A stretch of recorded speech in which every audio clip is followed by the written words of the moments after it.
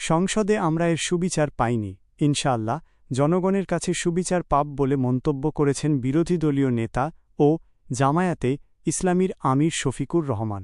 শুক্রবার 10 এপ্রিল সন্ধ্যায় সংসদ অধিবেশন থেকে ওয়াকআউটের পর তিনি এ মন্তব্য করেন।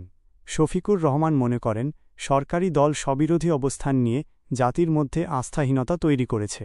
তিনি আরও বলেন, পার্লামেন্ট নিয়ে অনেক কথা আছে, নির্বাচন নিয়ে অনেক কথা আছে। নির্বাচনে ইঞ্জিনিয়ারিংয়ের জন্য অন্তত 2 জন রাজসাক্ষী পাওয়া গেছে, একজন উপদেষ্টা পরিষদের সাবেক সদস্য এবং একজন বর্তমান স্থানীয় সরকার প্রতিমন্ত্রী। প্রতিমন্ত্রীর বিষয় বিরোধী দলীয় নেতা বলেন, উনি বলেছেন, আন্দোলন করেছে ছাত্ররা, আমরাও ছিলাম। তবে ক্যাপ্টেনের হাতে প্রফেসর ইউনুস লন্ডনে গিয়ে ট্রফি তুলে দিয়ে এসেছেন। ট্রফি যদি ওখানেই দিয়ে থাকেন, তবে কিসের নির্বাচন? তাহলে তো নির্বাচনের ভাগ্য যোগাযোগ করে পর্দার আড়ালে ঠিক করে জাতিকে ব্ল্যাকমেইলিং করা হয়েছে। শফিকুর রহমান বলেন, আমরা দেশবাসীকে কথা দিচ্ছি, জনগণের অধিকারের পক্ষে লড়াই করতে গিয়ে আমরা চুল পরিমাণ কোনো ছাড় দেব না। বিরোধী দলীয় নেতা বলেন, আমাদের অবস্থান অক্ষুণ্ণ থাকবে। আমাদের এই লড়াই জনগণের অধিকার আদায়ের লড়াই।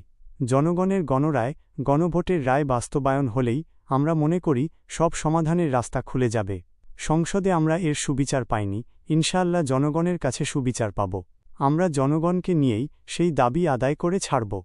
গণভোটের গণরায় 70% মানুষের রায়কে অগ্রাহ্য করার মানে হচ্ছে গণতন্ত্রকে, জনগণকে অপমান করা।